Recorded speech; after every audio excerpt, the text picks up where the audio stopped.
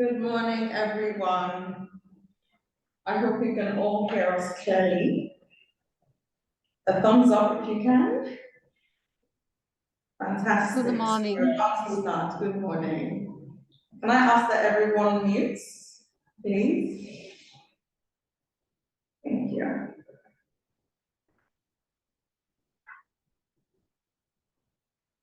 All right, so we're good to go ahead this morning. I'd like to start off by thanking you all for joining another edition of the Global Community Summit. We're very excited to have you all on the call. I'll start off by introducing our CEO, Nick Wayth, who's just going to give a quick welcome address to everyone. Nick, over to you. Thank you, Yolanda. Good morning, good afternoon, good evening, wherever you are in the world. It's great to have some familiar faces online today and some new people with us. A very warm welcome. It's great to have you with us today. I'm hoping this will be a very interactive, useful session. This is really intended to serve you as our members and volunteers. And as the Energy Institute, there really is nothing that we do that doesn't involve you, our members, and the volunteers who give their time across so many of our committees, our council, our subcommittees of the council, our boards for all of our various events, as well as people who are out there in the regions, running young professional groups, running the main committees. So a huge thank you in advance for all that you do for us, and I really hope today will be useful in terms of sharing what we're doing across the Energy Institute, but also in terms of sharing best practice between different parts of the EI. So very much hoping we'll hear from all of you. Just a sort of a kind of a 2-minute update on what we're doing as an organisation. We're now about 18 months into a strategy that is set out to 2030. As you're hopefully aware, our purpose is to create a better energy future for our members and for society by accelerating a just energy transition to net zero. And we're doing that through 3 key strategic themes. Number 1, attracting, developing, equipping the diverse future energy workforce.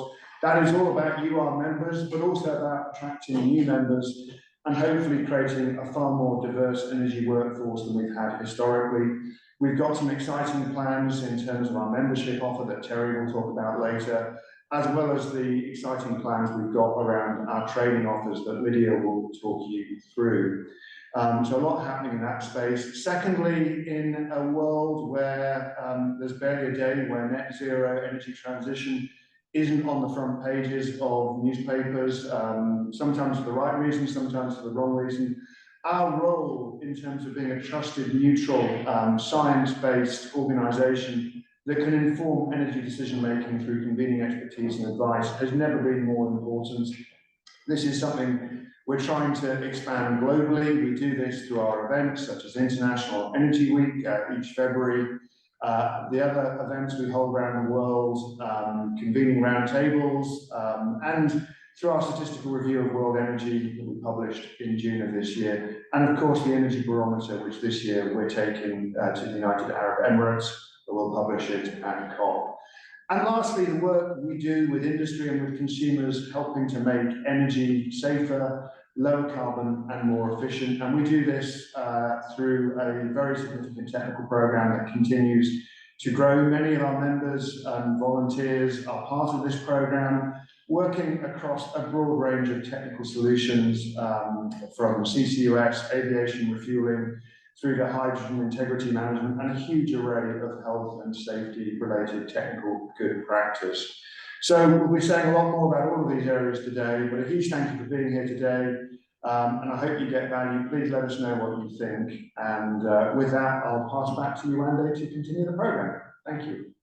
Thank you very much for that, Nick. That was a very good introduction. I'm going to hand over to Michael in a second, but we have a little technical hitch. So can everyone just give us a few seconds to just sort that out, and we'll come back on. Thank you.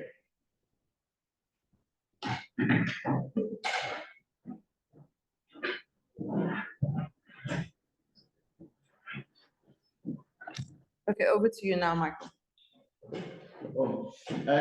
First of all, I'm delighted to be here. I've been to a couple of these global community summits previously, and I always think they're fantastic. This is the chance to ask loads of questions directly to key members of the leadership team within the Energy Institute and hear directly what's going on, but also a chance to ask questions directly. So my name is Michael Howie. I'm the chair of the Young Professionals Council and I'm a volunteer within the Energy Institute. As I said, it's a real privilege to be able to host two of the panel sessions today. Participation is welcome throughout, so if you do have a question, we've got Uzumaka who's going to kindly bring people in on the phone. So if you do have a question, please raise your hand and we can do that. I've lined up a series of questions to everyone. So first of all, what I'd like to do, we've got loads of people on the call as well as in the room. So what I'd like to do is introduce everyone, just a quick who you are, your role, but also what you're looking to get out of today's session. So really short and sweet. So if we go, I've got them in order. So we go, Yvande. Hi everyone, my name is Yvande. I'm the head of strategic partnerships for the Energy Institute, and I'm really excited to be here again. Thank you. Terry. Hi everyone, so yeah, I'm Terry Winter. I'm the head of membership and accreditation at the EI. What do I want to get out of the session? I'm looking forward to just sharing with you what we're doing in the team to support you, essentially. So attracting and developing the people that work in energy. But I'm also interested to hear what you think on how we can engage better with our members and volunteers and how we can continue to improve the benefits that we offer. So yeah, excited to. Fantastic, thanks, Terry. Nick Turton.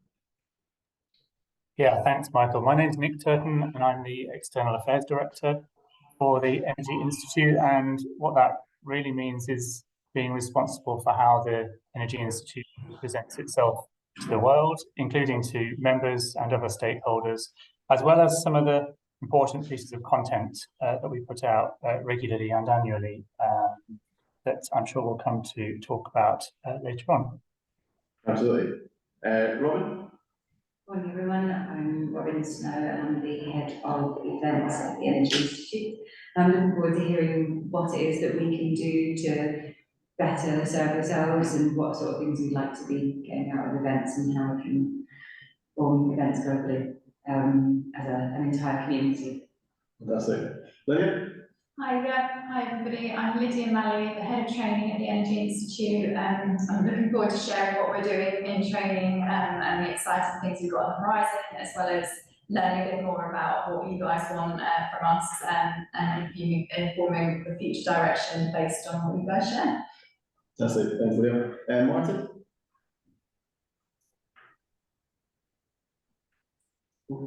Is Martin? Yeah, so good morning, everybody. It's Martin Meso. I'm the Technical and Innovation Director. So I'm responsible for the work we do supporting industry in accelerating towards net zero.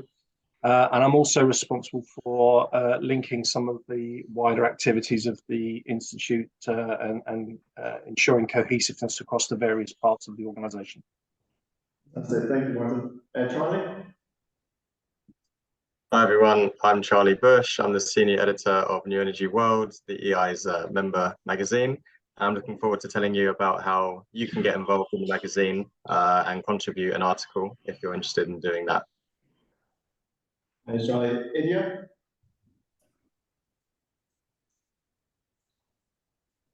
Idia? Are you there? I'm good. No, that's for the next session. Oh, for the next session. Right. Okay. Fantastic. Right. So what I'd like to do is go into session one, and this session is all about charting the path forwards. This is around pillar one of the strategy, which is attracting, developing, and equipping the diverse energy workforce.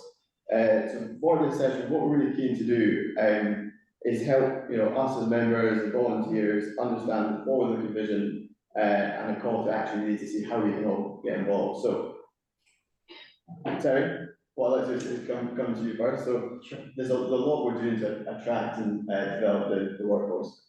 But from an attraction perspective, from a membership side of things, how's things looking for you over the last year or so? So I would say it's looking good. We went through the pandemic obviously, and we actually managed to grow our membership through that period when a lot of people thought that we would struggle. Well, they thought that most professional bodies would struggle, but we did okay. And we've actually launched some new initiatives, like the new route to fellowship and like our new energy efficiency experts register. So we're basically looking to continually grow moving forward, in line with our 2030 strategy. Fantastic. And the new route to fellowship, are you able to tell us a little bit more about what's involved in that and what that looks like?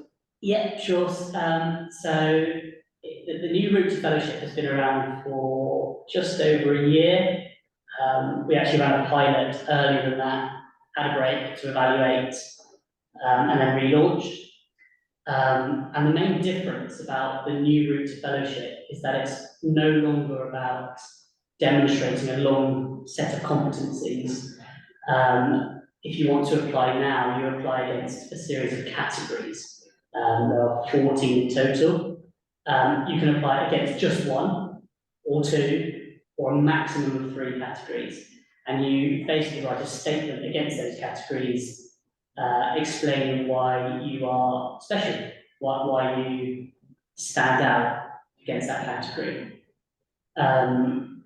So we've basically moved away from seniority. It's no longer a case of I'm very senior in energy, I qualify, I've worked in energy for 30 years, I should definitely be a fellow. It's now more about contribution and impact, and whether that impact you make is sustained and significant. So it's a complete shift in direction. And we have an amazing fellowship board, 6 volunteers who assess all those applications for fellowship, and I coordinate all those activities. So yeah, that's looking really good, and the aim is to create a larger and importantly more diverse fellowship.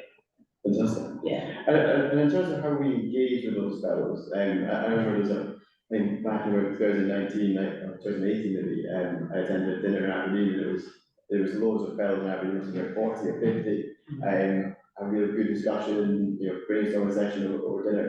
Is there anything else we're doing to think about engaging all the different fellows we have, whether existing ones or new ones? Yeah, and I'm sure Robin will probably, or may want to come in as well. So that's a hot topic at the moment, how we engage more with our fellowship, how we create more of a community within our fellows.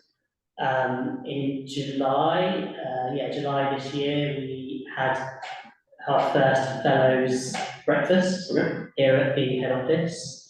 And I think the feedback from that was actually quite positive. It gave fellows an opportunity to network in the library. They received some shiny new pin badges, but also, it wasn't just us talking at them. We want fellows to contribute and give back. So the angle of the day was basically how can they input into next year's statistical review of world energy. So they were suggesting some ideas on how we can approach that next year. So yeah, we basically just want to be much more involved, and we've got some other ideas for next year.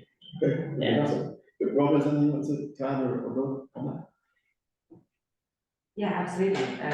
Coach right. It was really exciting, excuse me, to have fellows back at EI in London, having the opportunity to speak and to understand better how they want to engage with us. There had been a break in the fellow events, primarily because of COVID, and it's great to see like a real interest in what's happening again. And I think to Terry's point, each of these events, we want them to be enjoyable and we want them to be a chance to get together and network, but we also want to make sure that it's engaging fellows in a way that's meaningful.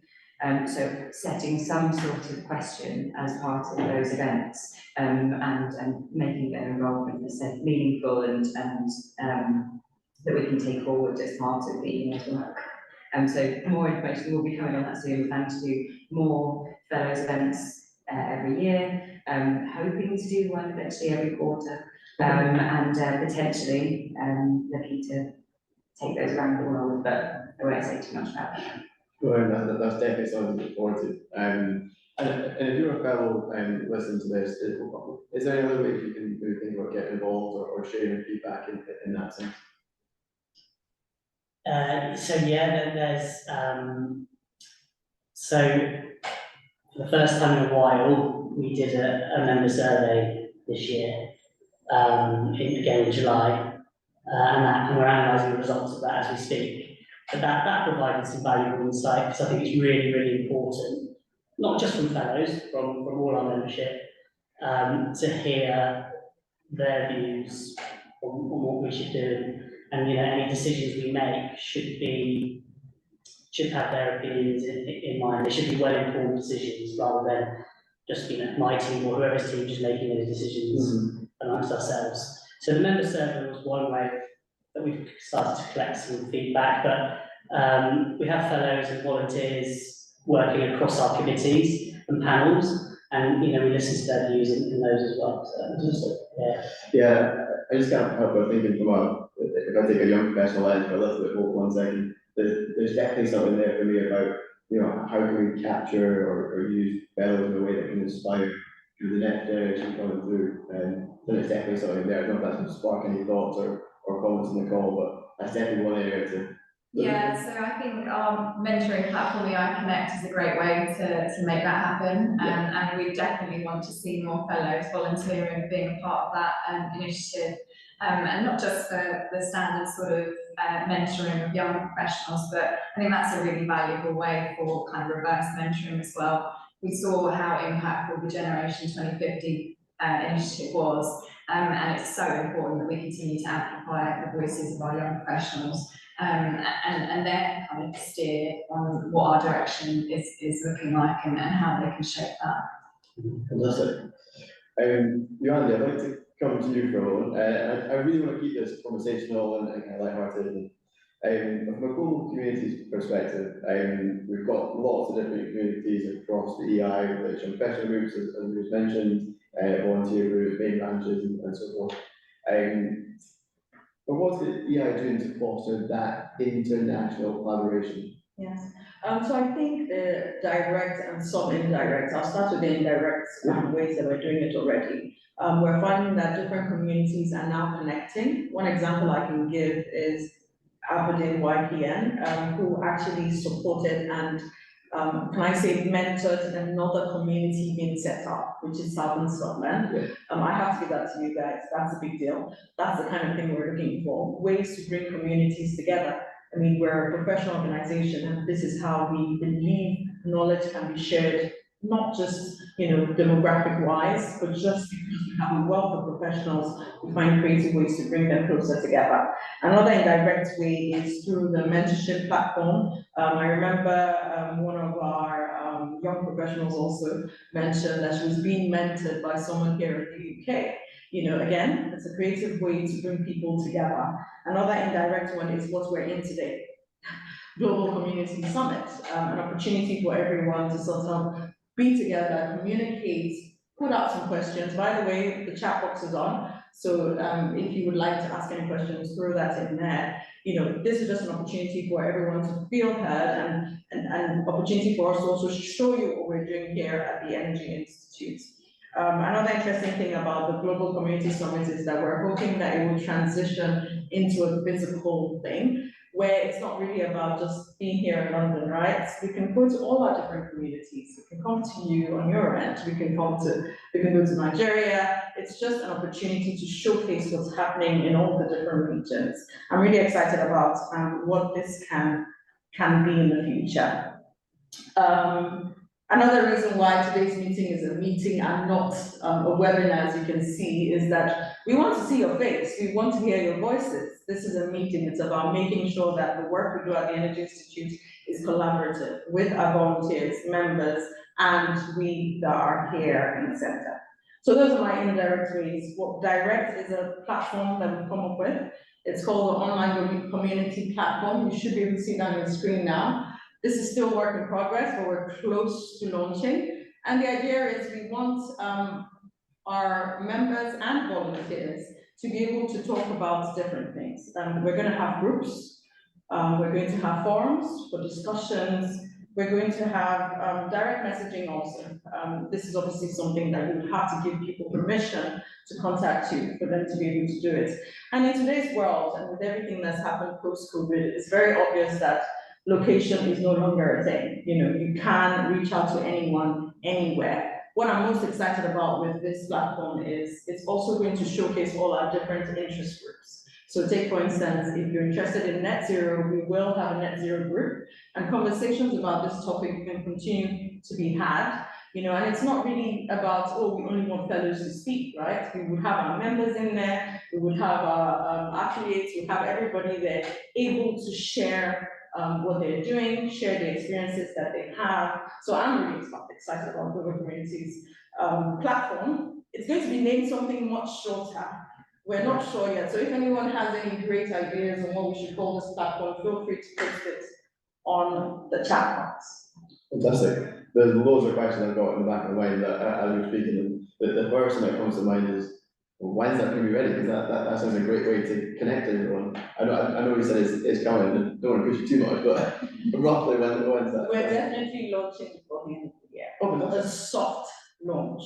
Okay. Yes, and if you'd like to be a part of the committee and the working group for this, please feel free to also contact us on communities@energyinst.org. Fantastic. How would you summarize this online tool as a way to amplify knowledge sharing and kind of networking, I guess? It's really those forums I mentioned Yeah. earlier. It's going to be an opportunity for people to talk about what they're doing. I find that, as you know, the question some people may ask is, what's the difference between this and LinkedIn? I can get to connect with people on LinkedIn, but we also all know that LinkedIn is not verifying anybody. You know, I can go on LinkedIn now and say I'm the best thing in the world, and we know that's not true. You know, so we need a professional organization like the Energy Institute sort of showing, because everyone would have a tag. You would see that this person speaking is an FEI. You see this person speaking is an affiliate. So you can almost verify from that if Michael is an FEI of the Energy Institute, what he's contributing on this platform must be good enough for me to use as information. So it's a great way to filter knowledge. Knowledge sharing is good, but good knowledge sharing is better. Absolutely, absolutely. Love that. This almost strikes me as a way that, you know, if I was going to a part of the world where there's an energy institute and community, and community, I can almost connect with someone in that area and kind of build a network that way. Is that how you see it? Yes, what I see is some of the things, and this is from my experience with global communities. By the way, I have Uzumaka here with us, and she's our administrator for global communities. And a lot of feedback we get at times, you know, is what can we do to rejuvenate a branch? You know, so the question is it possible? And by the way, it's no longer called branches, it's called communities. So the question now is it possible that some of these communities should actually just exist online? There's nothing wrong with that. It's just another option, right? So people want to have these options. Communities want to have this option to say, you know what, maybe we're actually a group. Maybe we should just set up a group on the platform. So that's what we're trying to do with this platform. I really like the example you used with the Aberdeen YPN helping sort of Scotland bands get set up. What more can we do to, I guess, encourage that kind of, not behaviour, but that kind of initiatives and kind of new ways of thinking to, you know, set up branches in different parts of the world? Yeah. If I'm to answer this, a bit of the work is on us. Global Community Summits, this idea is a great idea, but we need to do more of it. I find that when people start to connect often, these kind of ideas happen. And that's what happened on your end too. It was just one member in that region that wasn't in your committee that reached out to someone. And how did we find out about that someone? It was because that person put themselves out there. You know, so we need to find creative avenues to bring our volunteers to the limelight, so that then whoever wants to work with them, whether in communities or in an interest area, they can easily connect with them. So yes, the answer there is we would like to do more global community summits, whether physical, whether virtual, it would be great for us to put more. No, absolutely. You know, and I'm delighted to be in person here today. I wasn't actually meant to, but just so happened. So I think encouraging more in-person events is definitely the way to go. We've got into in a second, when we go to the online and see if there's any questions. So if anyone does have any burning questions just now, we start popping them into the chat. But I'm just thinking, Robin, you know, with this kind of global communities tool, how do you think we can tie that into events? I mean, slightly kind of off piece, but it feels connected with what we're trying to do with the global communities platform. Yeah, I think we'll probably end up partly hearing how people feel that it would be most beneficial. Yeah. Partly we'll use it to look at hosting the virtual events and developing that functionality at some point, and equally using it to communicate with people about events that are happening, you know, encouraging people to set up their own, look at different ways to engage by setting up dates in the calendar. That's you know what events really just are in the most sort of simplistic way. So I think just looking at that functionality and how it can be grown over time, I think. Yeah, absolutely. Yeah, rather than sort of rushing in and trying to do everything all at once. We may at some point use it as a attendee hub, like for some of the event engagement. So things like setting up meetings and hosting webinars and things that are connected to things like International Energy Week. But all ears for suggestions on that. Fantastic. Okay. No. But what I'd like to do is go to online. So I've got a couple of comments in here which we're going to go through. First one, Peter, you put in a comment. I don't suppose you wanted to come on and maybe discuss it a little bit? Maybe share your thoughts? I'll try and come across it. Hi, everybody. Just quickly on the themes, I guess. It's great to see that it's happening. I think you mentioned sort of a community around net zero. I think they're too generic. I mean, if we're really going to make these communities work, I think they need a little bit more technical focus. So, for example, hydrogen or CCUS or heat pumps. I mean, those I think would be communities that would really establish networks between global people that are connected to them. I mean, net zero is probably too generic to really get a community together. So I'd advocate slightly more focused themes. And as I've discussed, I think with Martin in the past, we can't do too many of these. I think we should get 4 or 5 of them off the ground and then learn from them. Yeah, absolutely. Is anyone want to comment on that one? I think that's a very good point for sure, and I don't even think we're the ones that will set it up. For every online community, and if you've seen that from just the tech world, it's the audience, it's the customers themselves that sort of creates the groups depending on their interest. Yes, we can encourage them. Yes, we can tell them, okay, we did this speaking opportunity at IEB, for example. Would you like to set up a group? We can inspire it. But remember, this platform is not for Energy Institute to sell itself. It's really for members to connect and talk about things that they are interested in talking about. So yes, you're totally right. It would be great to be very specific, but we will rather that inspiration come from our members and volunteers. Yeah, but I do think, Yuande, we should try and at least, rather than wait just for people to come up with ideas, actually plant some and go it, because we've been talking about this for a long time. And I think, there's some obvious themes that we could start with. And those are themes that we know that the EI is working on right now. Well, thank you. Definitely. No, thank you very much for contribution, Peter. Great discussion points. Emmanuel has raised a question again, similar to the one around the timeline of the global community platform launch. I agree. I hope it's going to be as accessible as the EI Connect platform as well.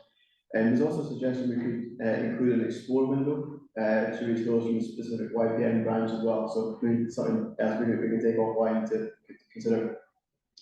Robin, you've actually read my mind, so the next part of this discussion point is on training. So I'll put this question directly to Lydia, because it is similar to some of the themes that we've kind of put as well. So I guess if I step back 7, 8 years ago, for me the big goal of joining the Energy Institute was to help better understand what's going on in the world and understand more about some of the training topics and kind of get more knowledge. So I guess from that perspective, Lydia, what are we doing to ensure that EI is developing the right material and it kind of links similar to what Peter was saying about talk about sort of hydrogen heat pumps and so forth? Yeah. So I think just to preface this, it's such an exciting time for the sector as the workforce is needing to grow and change at scale to support the energy transition. So the skills landscape is shifting quite dramatically, and equipping and growing the energy workforce of the future is kind of one of the big challenges of keeping the energy transition on track. And that's why it's a big focus for us. A big part of the strategy is that attracting and equipping the current and future workforce with the right skills and expertise required for a just global transition to net zero. So as the head of training, it's a really exciting time to be in the world of learning and development and to be focused on delivering this. So to answer the question, what are we doing to ensure that we're developing the right material? I mean, first and foremost, I think it's so important that as a membership body, we're listening to our members and we're trying to make sure that the learning, development and training portfolio is truly serving member needs. So as Terry mentioned earlier, we recently conducted a member survey to help us better understand our members' wants and changing needs across the Energy Institute services and products, training being one of them. And in 2021, you might remember our UK Energy Barometer had a deep dive on skills, and we learned a lot from that too to inform our future direction.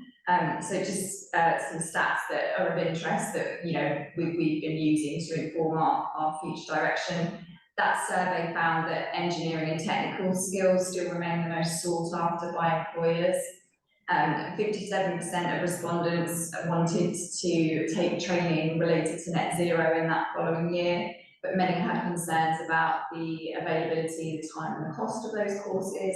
And the same number of respondents pointed towards investment in skills of the existing workforce as necessary for a just transition, with 57% wanting to see support specifically for skills and retraining to avoid oil and gas professionals being left stranded.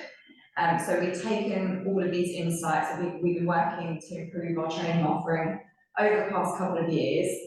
So some examples of that are developing a new introductory course to demystify net zero, another course that's better suited to those responsible for taking their organisations to net zero. We've been strengthening the portfolio with courses related to emerging renewable technologies. We're really focusing on the concept of transferable skills and reskilling, trying to support individuals who want to chart a path to different sectors. And we're developing a programme to better support future leaders with the skills that they're going to need to lead their organisation through the energy transition. So beyond all of those insights and all of that work, we're also kind of being directed by the latest industry research on skills and the future of energy in order to better understand the skills gap and figure out where we should best play a role in addressing that. And I'm really excited to announce that at the end of this year, we'll be launching the EI Academy as a new member benefit. And this is going to be bringing together all our learning and professional development resources across the Energy Institute in one place. It's being designed to help equip the current and future diverse energy workforce with the knowledge and skills required for a just global transition. And our hope is that kind of wherever you work, whatever your responsibilities, the EI Academy will support your professional development journey by helping you upskill and reskill for the energy future.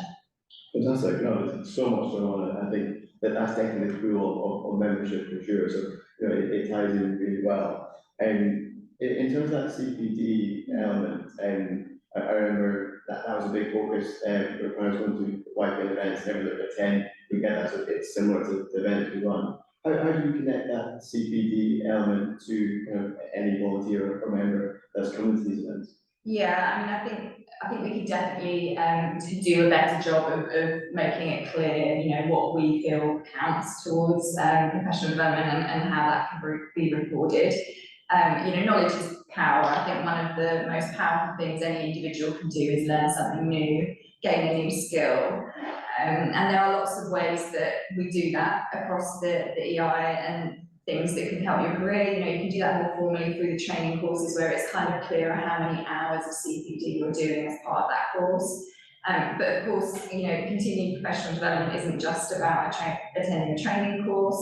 There are kind of knowledge sharing activities like the webinars, events, reading new Energy World articles, our library resources, where I think it is less obvious, you know, that activity might count towards CPD. I think we can do a better job of telling that story and making that clearer. And then again, of course, everything that Yuando's been saying about connection with others in the industry and the amount you're going to learn from networking with others at events, you know, the amount you learn from a mentoring relationship, for instance. So I think there's a lot more that we could do to make it clear how many ways the EI is supporting someone's continued professional development. And then we do have, you know, tools to help you record that as well. So my career path is the EI's free to use online professional development system. So that allows you to plan and log your professional experience in an easy to use electronic format. We've also got a CPD record form that individuals can download from the website, and it includes guidance on what to record, how to record, and how to get the most out of your learning. And then, of course, I think, you know, in terms of broader initiatives, as I've mentioned, EI Academy is being formed, and we're doing our best to make sure that is a place where you go through all your learning and development needs as a professional, and understand how it's going to help you and what you can afford in terms of CPD. So yeah, that's really interesting. And I guess from the Energy Institute's perspective as well, what's the support like on the other side? So if I'm going through that career path and kind of, you know, using the tools online, what supports, I guess, on the other side to help me guide me through my career? Does that mean like to the mentorship platform potentially?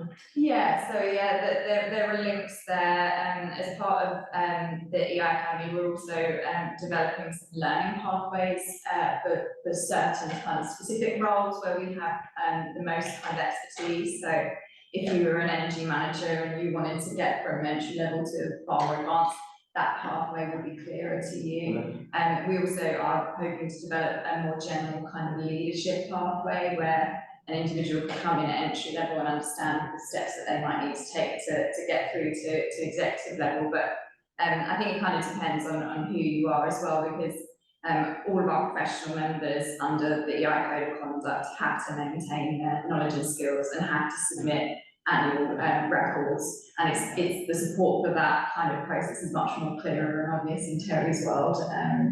Fantastic. One last one. You mentioned the leadership course. That's a different stance that the Energy Institute's taken. Yeah. Can you tell us a little bit about how that came about and some of the thinking behind that and where that's going to go? Sure.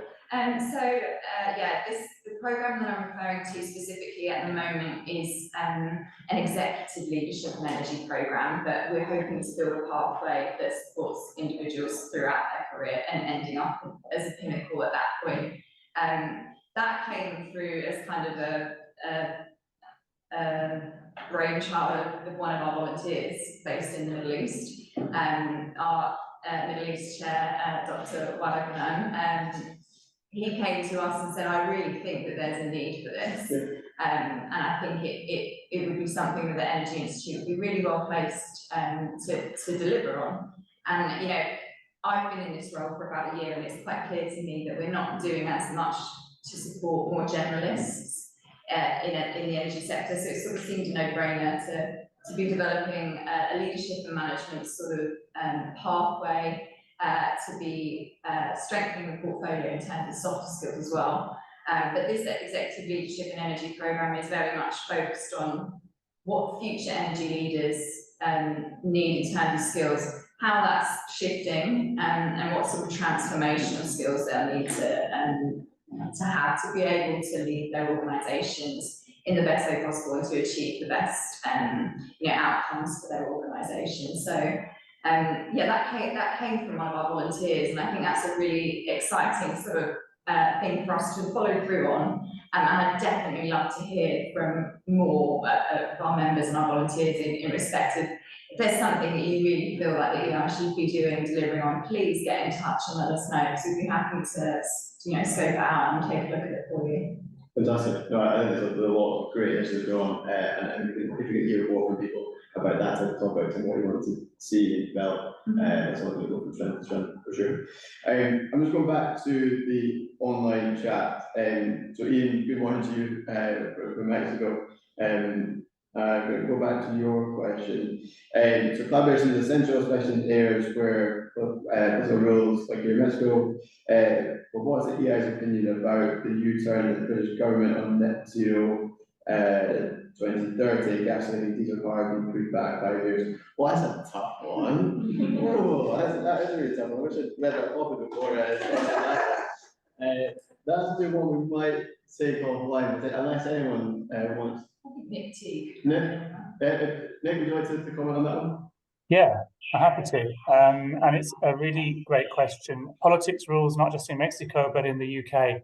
And yes, it's a good observation that the energy transition isn't always going to move smoothly forwards, and there will be interruptions and disappointments along the way. The EI has been quite clear that this recent change in the UK has been a disappointment, and that it endangers the sort of confidence that businesses have to invest in the technologies that we need. And those are points that I know that Nick Wayth, when he meets with ministers here in the UK, is keen to raise. And I think the EI plays an important role in that, because it has the credibility of representing the entire span of the energy industry. We're not kind of in it for the interests of a particular technology or company. I'm sure ministers are being harangued all the time by particular commercial interests, but for the EI to say these things in general about the need for policy stability and continuity between different parties of government as well. The disappointment in the UK is that we're seeing a sort of a reduction in the consensus between the political parties on this.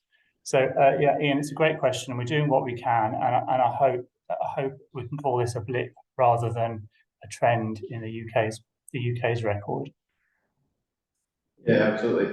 And one of the things that kind of comes to mind just hearing some of the different forums that Nick Wayth's involved in as well as yourself, is there different ways we could, I guess, share some of that insight? Albeit I know a lot of it's very confidential, but where I think Ian's going to come on after I make this comment, feel free to come in. But how I interpret some of that question is about how do we flow back, I guess, key insights that's coming directly from those conversations back into our members as a unique part of being part of this global communities platform.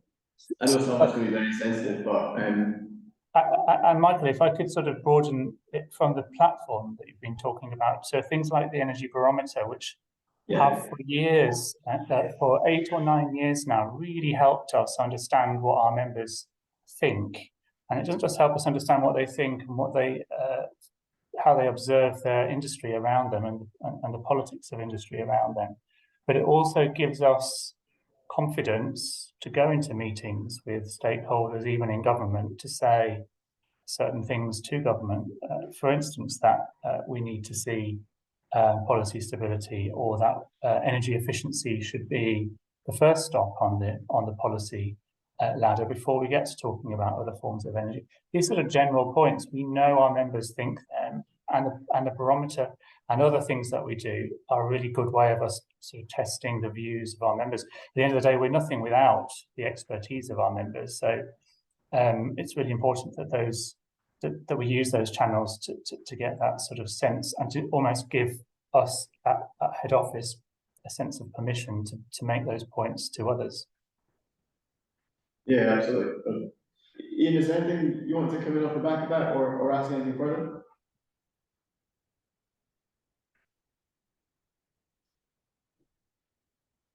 You're on mute if you do want to come in. No. Okay, that's okay. You're on. So we've got 5 minutes left of this session or so. One of the questions coming back to the global communities is where do the smaller branches or rephrased communities fit into this? It seems geography is more of a barrier, so should they be repurposed? I think I sort of tried to answer that with the idea of the platform, but I think one of the things we're encouraging also is just one-on-one connecting. We find that if you have a common goal with someone, which is I'm a member of the Energy Institute, that's enough to actually just start something together. What we would ask, however, is that you reach out to us in the center if you want it to be a physical community or if you'd like it to be an online community, and we can advise. We are creating proper structures to how these kind of groups can be formed. In some regions, we have lots of members. In some other regions, we have lots of members, but they're not as active, either doing events, they're not doing as much. And that in itself, because of the world we find ourselves in today, it's fine. You know, some things we have to be ready to organically grow into it.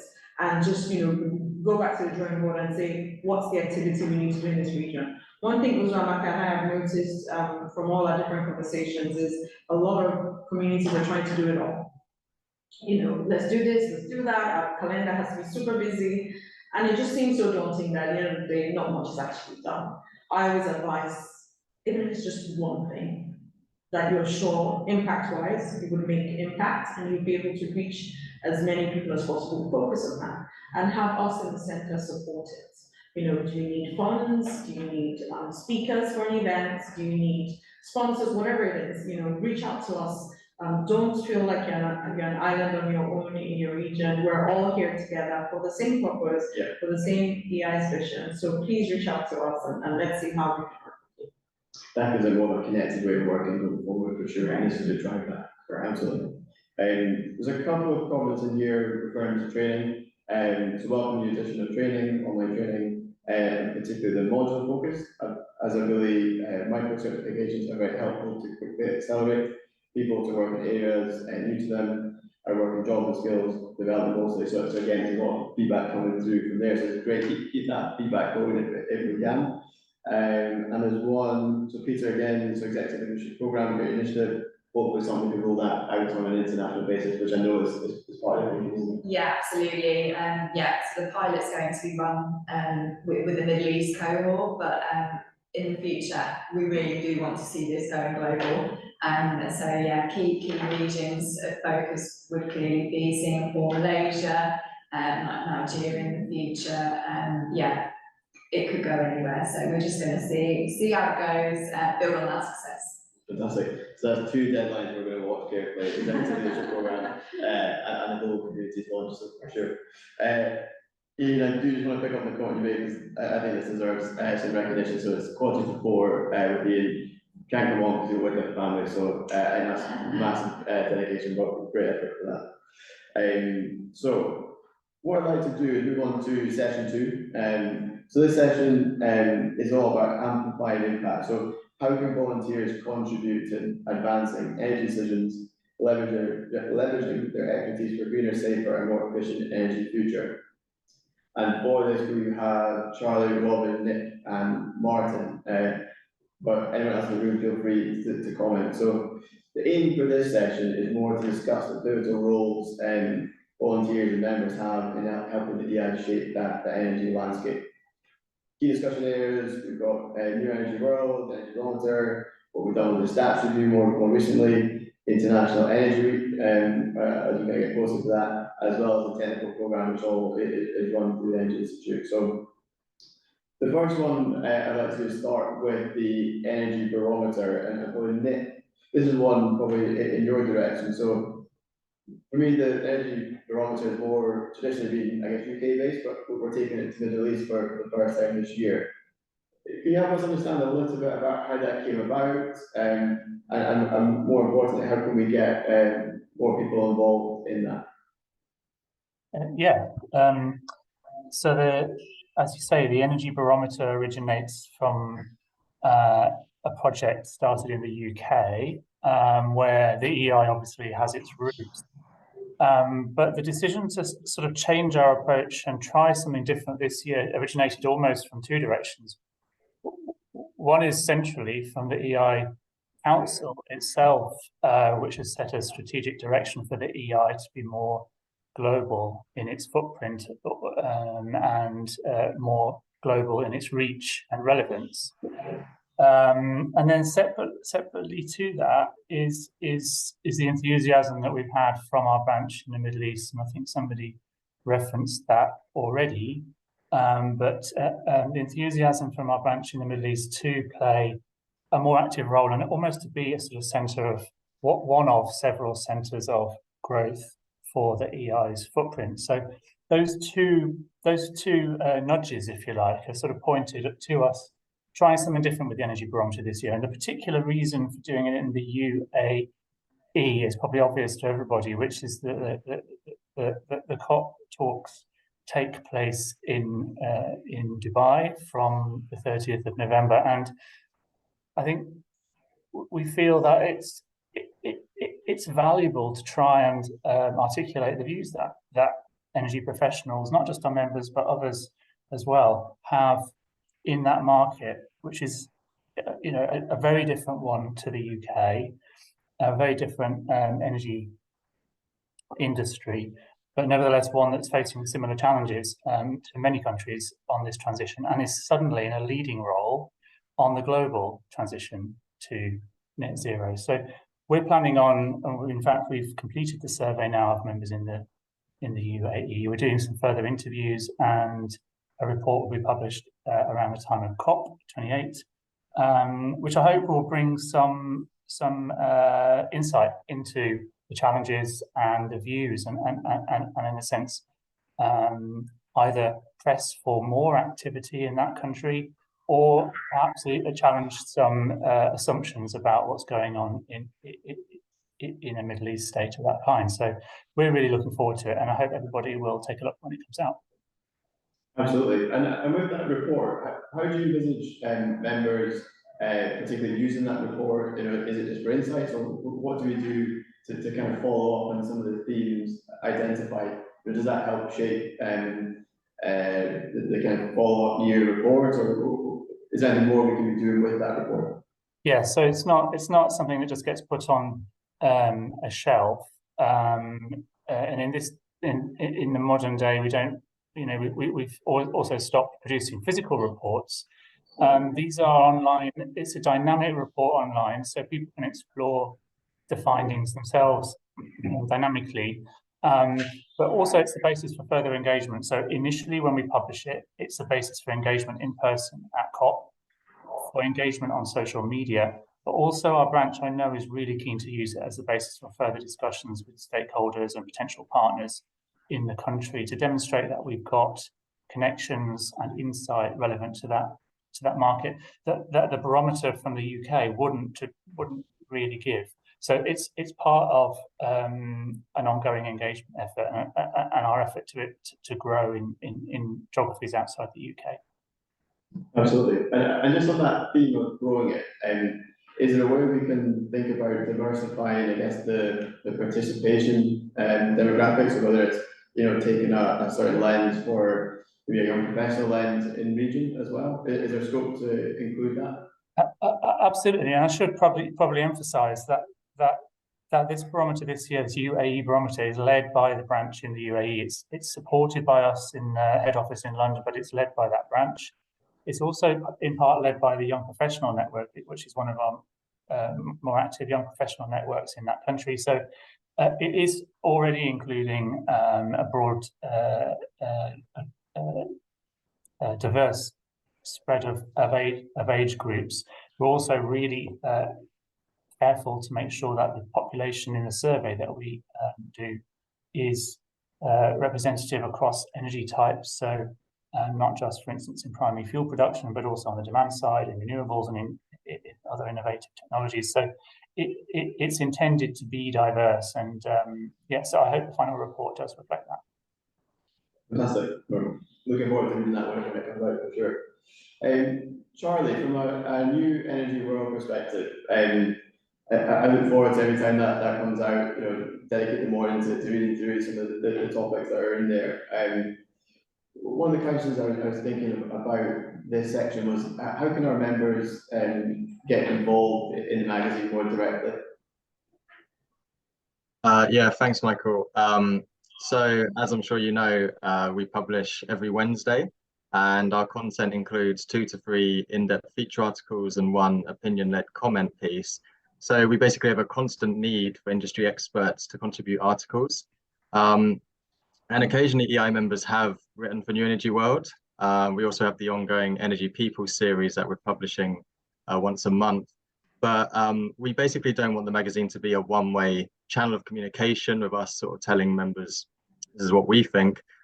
We'd really love to hear from any members who have anything they'd like to say, any volunteers who want to get in touch with an interesting idea or something to contribute. So the best way to do that would be for a volunteer to email me directly. So that's cbush@energyinst.org. Ideally with a bit of background about themselves and their experience, and then a brief pitch of what the article they'd like to write would cover. We can then assess if that'd be a good fit, and then kind of go from there. But yeah, we accept sort of pitches all the time, so we really encourage volunteers to get involved, get in touch. Yeah, I mean to mention as well, feature articles are generally for hidden behind a membership wall.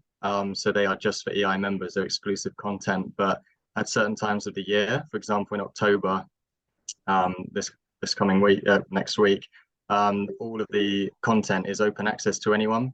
So that would mean that any content that they'd published they could share on social media and anyone could access it for that month. And we do these periodically to sort of boost awareness of the magazine and things like that.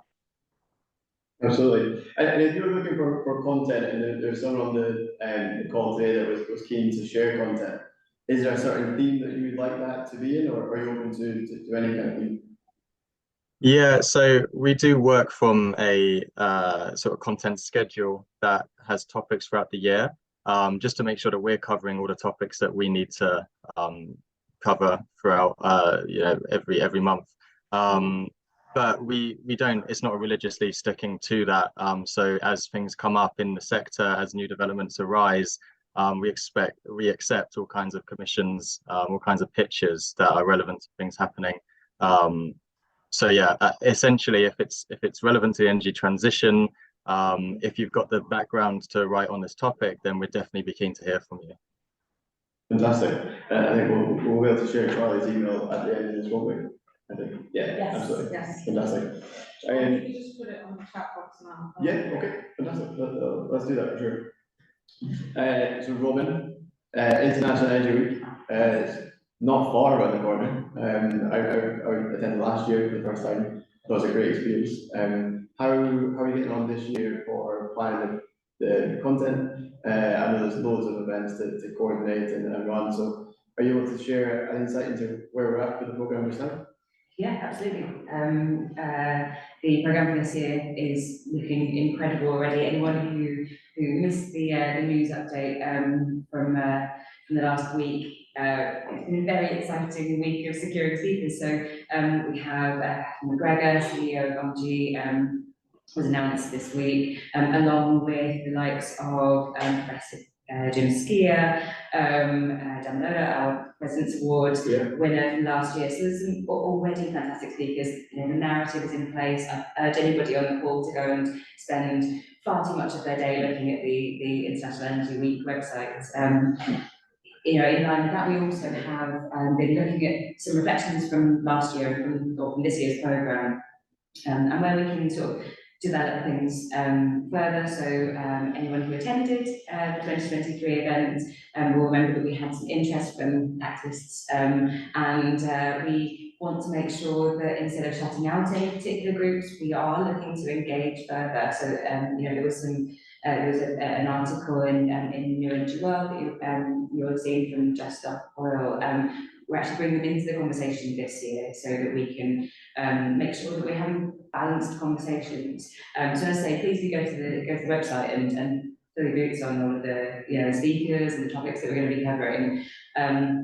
We are going to be taking the event back to the Intercontinental for the conference this year, and we've listened to people's views on the dinner, and we're going to be taking the dinner to the Grosvenor, so on the third day, and very excitingly, we've repositioned the what were formerly known as the EI Awards as the International Energy Awards, and we're aligning that with the wider EI strategy. So there will be 3 awards. They're going to be focusing on engagement, they're focusing on tech and innovation. So again, if you head over to the IE Week website, and you'll be able to see all the details there and how you can submit entries and find out more about the awards in general. Perfect. Is there a way that members can get a bit more involved in International Energy Week, either as a volunteer, or is there anything we can do to encourage that? Yeah, absolutely. I mean, the best way to get involved in International Energy Week is to attend International Energy Week. Yeah. Sounds like an obvious one, but it's so true.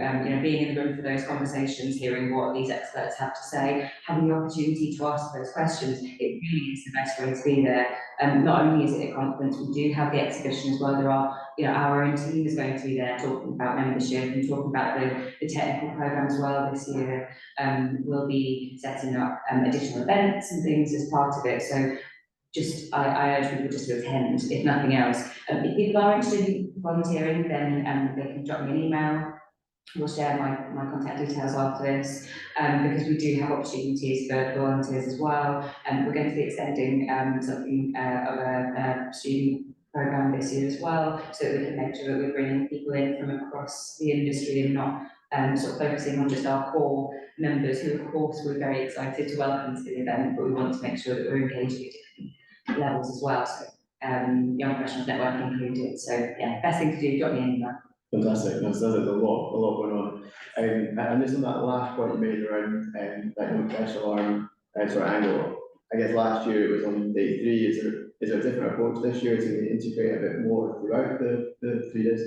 Yeah, exactly that. In fact, on quite a few of the topics, okay. We're looking, each year we really make sure that we're listening to feedback, hearing what people have to say, and some of those topics that may be considered slightly softer topics, or maybe less energy focused, or less technical and things, we want to make sure that those are being heard. So yes, we will be integrating those into the rest of the programme. So which can already be seen, so head over to the website and you can see it in entirety. But I think it's important that we hear that people want that throughout the programme rather than in some place. Absolutely. No, really looking forward to it. So Nick, this year we took over the stats review from BP. And it's a great report that was done, a lot of hard work from the team within the Energy Institute, as well as the supporting partners. Are you able to share a little bit of insight into the impact that's had on the EI's brand or reputation or industry position as a whole? Yeah, I'll assume most people know what the statistical review is. If not, please go and look on our website. There's a very exciting part of our website since June featuring this, but we're now the provider of probably one of the world's most credible sources of information about the energy, the global energy system. And the reason that we snapped it up is in part to do, again, with this desire by the EI to have a more global relevance and to play a more impactful, important role in ensuring an evidence-based discussion about what we do in our energy system and how we get to net zero. So we took on the statistical review, it seems like years ago, but actually it was only in February we announced we were going to do it, to take it on from BP. In June, we've published our first annual edition. And really it's compared to anything else that EI has done, it's as a single item, as a single event, a single publication, outstripped anything that we've done, particularly internationally. So we've had more web hits on this than anything we've ever done before. We've had more social media engagement, we've had more media coverage, and in geographies that we haven't typically previously had reach or visibility. And I think that's nice, isn't it, to be seen and noticed. But I think it is also really important. I'd say sort of, I guess, three reasons. One of them, it is part of our social purpose as an institute to improve the evidence base, and we are doing that with the statistical review, and we're ensuring that this free publicly available resource is continuing and that it's improving over time. The second thing is that it does help. I mean, I'll be honest, it does help us promote the Energy Institute. It gets us noticed by more potential members, more potential partners, others that we want to be talking to. We know that that's already working through that visibility that I just mentioned. And then finally, I think I would say, and particularly to members and volunteers, is to, I hope it's going to over time help grow pride in the Energy Institute for those same reasons, and pride to be part of an organisation that is playing that sort of prominent role in providing evidence into the debates that are going on in different geographies around the world, and in due course opportunity for involvement, and to make sure that members have access to perhaps additional resources that aren't part of the freely available publication. And we started that this year with some sessions with members following publication, but we want to make sure that we do make sure that members feel the particular benefit from the Energy Institute owning statistical review. Absolutely. And so I pick up correctly in here, you say that certain parts of the data might be available for members.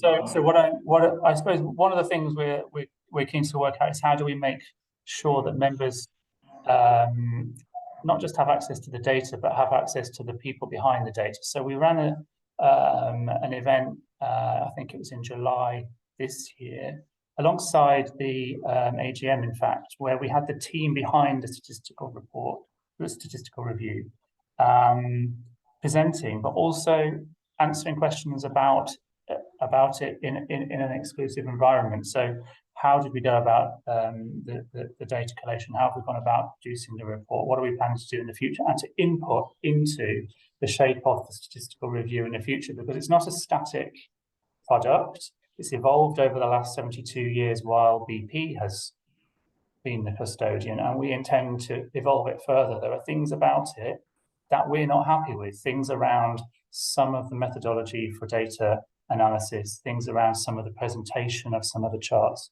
We want this to be the product that helps guide the world through the energy transition, and the sort of source data for understanding change in our industry. And we want to change it. And some of the ideas at that first session that we had, at which members were invited, have been really valuable, and we want to do more of that.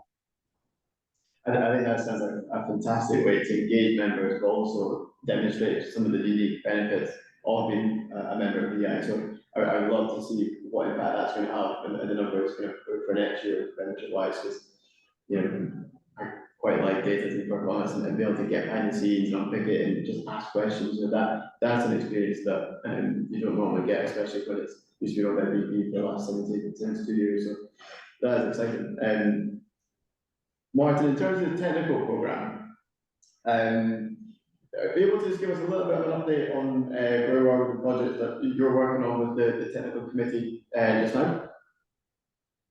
Yeah, certainly. As you know, we have a large technical programme which we undertake every year, which is supported through the technical partners and technical of the organisation of the Energy Institute. I guess the primary objective of that programme is to facilitate industry in accelerating towards net zero, and effectively to help the industry operate more sustainably, more efficiently, and more safely. So we've got a broad programme supported by a broad range of industry partners, whether they're from oil and gas or the renewables, wind, onshore, offshore wind, or battery storage, or thermal power, power generation. We've got a broad cross-sector of technical member companies. And effectively, you could look at our program and really split the areas covered into three broad areas. I guess you've got the work we're doing to support the transition. So there's a lot of work we're doing on hydrogen, for example, sort of looking at the infrastructure for hydrogen, looking at safety issues around hydrogen, making a safety case, looking at the environmental energy impact, looking at skills within the hydrogen sector and the requirements and competencies needed to transfer from one area to another. We've got a significant program on carbon capture and storage, looking at anything from equations of state and how you model impurities in carbon streams through to how you manage running ductile fractures in pipelines from using supercritical carbon. So there's a lot of work there in the carbon area, carbon capture area, significant work on power generation as well. And in particular, an emerging issue for us is the co-location of technologies, where you suddenly have sectors that aren't necessarily used to working together, suddenly working together. So an example of that might be, generation of green hydrogen through excess offshore through the wind generation, and suddenly, rather than using cables, you suddenly got pipelines and you're taking hydrogen back to shore, and these are issues that certain parts of the community aren't so familiar with. So lots of opportunities there for cross-learning on the transition area. The other areas we're working on significantly, health and safety is a massive part of what we're doing, whether that's process safety, behavioural safety, human factors, learning from incidents is a range of things we're doing there, and that really does cover onshore wind, offshore wind through the safety on organisation we underpin, and the G+ offshore health and safety organisation, or it's looking at oil and gas operations, thermal power operations, very broad in its application, and lots of commonalities across the different sectors there where opportunities exist to learn from each other. And then the last part, I guess, if you were going to compartmentalize this, it's around fuels and fuels distribution. So that's about making, we've got work looking at the infrastructure, the fuels distribution infrastructure, and trying to find ways of making that more sustainable. We're working a lot on sustainable aviation fuels. We're looking at test methods for new fuels, hydrogen, etc., methanol, all sorts of emerging technologies, and lots of work going on the measurement and fuels management activities. So very broad program, all driven by our industry members. Fantastic. And how do those, I guess, reports and papers, initiatives, how do they get taken out to the membership body, or even kind of to company membership as well? So, because like a lot of that is really kind of right on theme, right on trend, and all the key topics that will help companies unlock their own energy transition journey. Yeah, so effectively the genesis for these ideas comes through our technical committees. So we have over 100 technical committees made up from our technical members, and the role of the Energy Institute is to facilitate the collaboration across those members.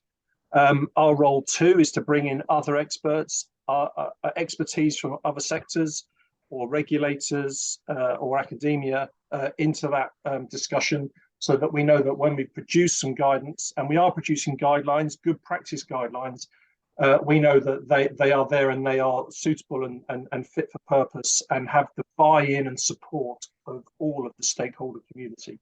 So there's a significant amount of work in terms of people knowing what's going on through the work of the technical committees.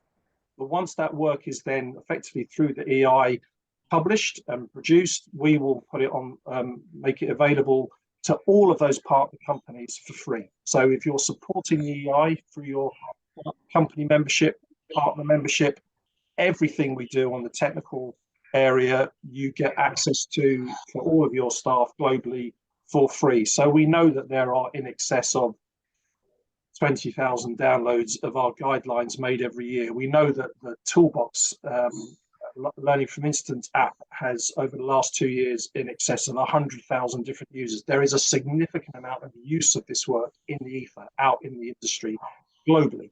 But of course, for those that aren't in membership, we, through the EI, publish this guidance. Sometimes that's charged for, but individual members and other members get discounts on that. And sometimes it's made freely available. It depends on the topic, but everything we do is published and available for others to use. And the whole purpose, the whole driver for the technical program is to use the collective knowledge and know-how of the membership, and through the EI bring in other experts in order to develop good practice, which can then be disseminated out for the benefit of society, the benefit of all, to improve performance across the board. Fantastic. Thanks, Martin. There's definitely lots going on in the area for sure. Just to go back to the online chat group. Yeah. Chat group. So Nakia, there's a comment from you, and I fully agree. So I suggest that for the new initiative that the EI is rolling out, there should be some sort of form to complete online and let people know about these opportunities and social media handles. There's definitely a way we can bridge that for sure. There might be a form that exists already, so we look at that, I guess, offline as well. There was one I saw a second ago.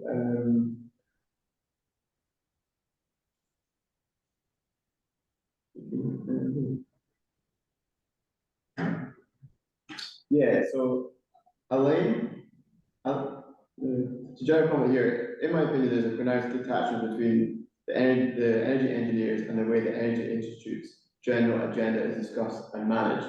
Is there anything else you want to come in off the back of and comment on there? Because I know you followed that up with that, in what sense follow up. It would be good to get your thoughts on that.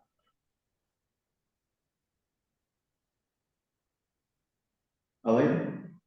Oh, sorry, I was mute, and I was, as you know, sometimes you you look at your emails and you do multitasking. My name is Alan Grandre, French citizen, living in the UK since a long time, and a member of the Institute since 1998, I think, when I was just graduated. Anyway.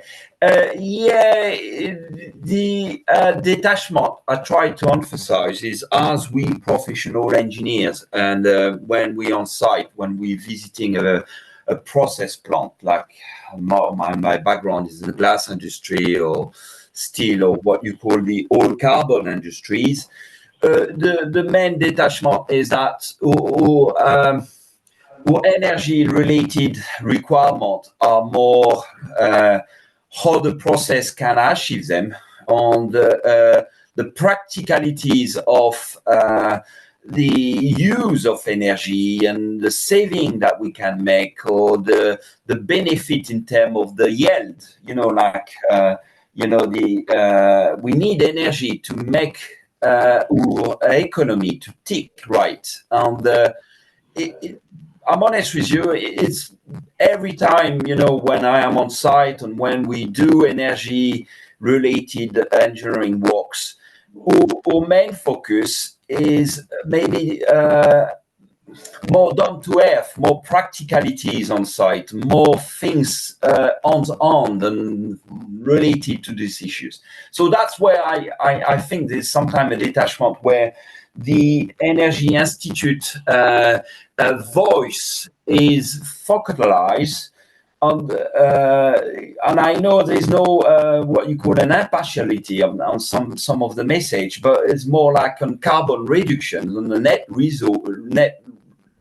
zero achievement, which is not totally, the main objective of what we have to deal everyday basis. Right, that's my comment. Sorry, it was a bit long, but I hope you get the message right. No, I think it's well received for sure. And I'm taking some things out there, maybe some more on-site training type initiatives potentially to explore in that area potentially.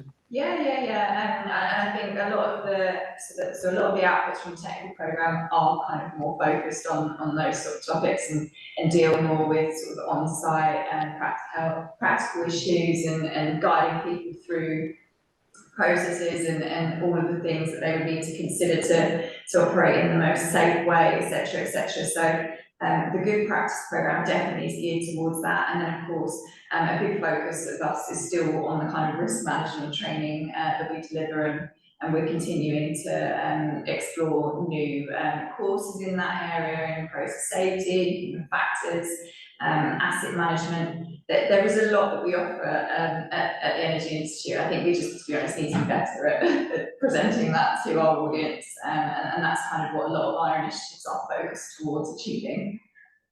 Fantastic. No, I think that's not a bad problem to have if you're taking it out there. All the work done is how do we amplify that and continue forward. Before there's this section, there's one comment from Peter.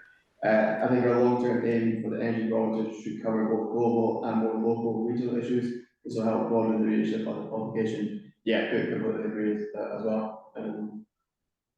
So I'm slightly over time, and frankly, I'm quite a distance from you, Andy, because I would have been in the last 10 minutes, but running over slightly. So, Andy, over to you for the session two. Thank you. I think before we go on, can we just give Michael a round of applause? It's always nice to see round of applause in a second.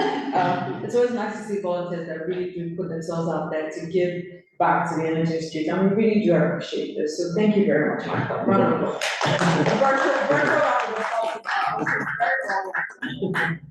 Before we go into my session, there's someone that has just posted, I think Babs, he's saying he came on a bit late, and can we redo this? We would love to redo it, but thankfully we have a recording, and it's going to be on our volunteer landing page, which I was supposed to mention earlier.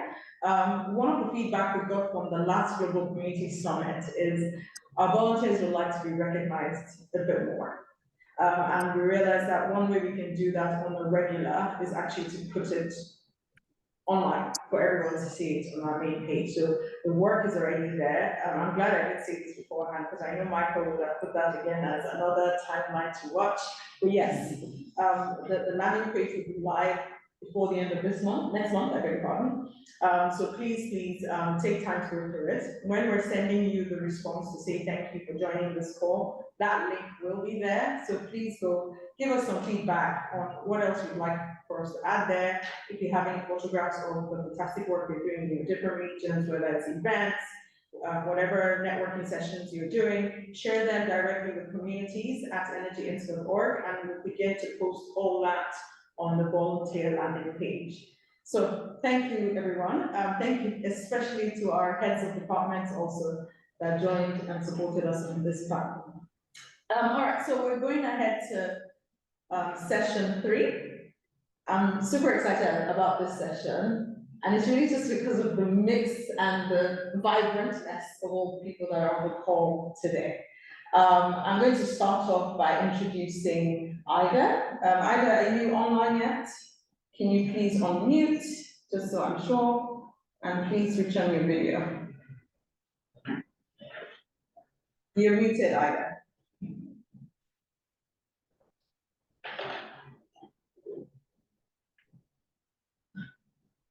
Still can't hear you. Is okay now? Yes, we can hear you clearly. Yeah. Thank you, Ida. Ida volunteers on our International Energy Week board, and one fantastic thing that I know she does on those board meetings, because I'm always on there, is that she shares so much knowledge as it relates to her contacts and her network. And for me, it's always nice to have people ready to not just share knowledge, but share contacts. So Ida, that's one of the reasons why I invited you to join us on this. Thank you for the fantastic work you're doing with us on the IB board. Also on this call is Professor Vivian Liu, who is the chair for EI Hong Kong. Vivian, can you unmute? Can you show your video so we'll show you online? Sure. Thank you, Evander. Thank you for the invitation. Maybe I would like to introduce myself. Okay, I'm. In a second, sorry. I was just going to talk about all the fantastic work you're doing for us in your region, and how even some other remits that weren't really a remit for a branch, Hong Kong decided to take it on. And one of that is the fantastic work they do with trainings in the region. We're really excited to have you on board, and one of the projects she's going to speak about is the work they're doing with the young professionals in the region. So Professor Vivian, thank you for coming on board. Now I'd like to introduce Hope Afuka, who is the chair for Energy Institute Young Professionals Network in Nigeria, very dear to my heart for many reasons. Thank you, Hope, for joining. One thing I find very interesting about your particular network is you're always doing something. Not just doing something, you're always posting something. And that was one of the reasons why we had you on board today. Please get ready to share all the wealth of knowledge and expertise on how you do all this fantastic work. Also on the call today, Hope, I think you are on. Can you unmute so that I'm sure I can hear you? Yes, I'm on the call. Yes. Thank you. Now I'd like to introduce Abdulateef Al-Batawi, who's the Secretary General for our Energy Institute's Middle East branch. Are you on, Abdulateef? Yes. Thank you. Abdulateef is doing a fantastic job for us also in the Middle East, and one of the reasons why we brought him on board is the fantastic work he supported us with on the barometer, which Nick spoke about earlier on. We would be waiting for him to speak on the volunteer side of things and how that work was done. I think one thing Uzamaka and I and the rest of the team did on this is to make sure that we have a mix of volunteers. We want you all to understand that it's not about regions only, right? It's also about the different interest areas. And we're hoping that as we transition with the summit, we would bring in even more volunteers to share. That's why this session has been themed from vision to action. So I'm going to start off by having Ida introduce herself and the work she does with the Energy Institute. Please go ahead, Ida. Thank you very much for the invitation, Yowandi. It is always a pleasure to contribute to the Energy Institute. I'll give a little bit of my background. I was born in Brazil. I'm a chemical engineer, and I specialize in two areas, energy and, of course, and the environment as well. So I have a post-graduation degree in environmental engineer as well. I moved to the UK about 22 years ago. Before moving to the UK, I was in the gas distribution business in Brazil. I was the CEO of the largest gas distribution company in Brazil, Comgás in São Paulo. Then I moved to BP. I spent 14 years with BP PLC, doing a lot of international jobs associated with LNG, connecting the upstream with the marketing and downstream when BP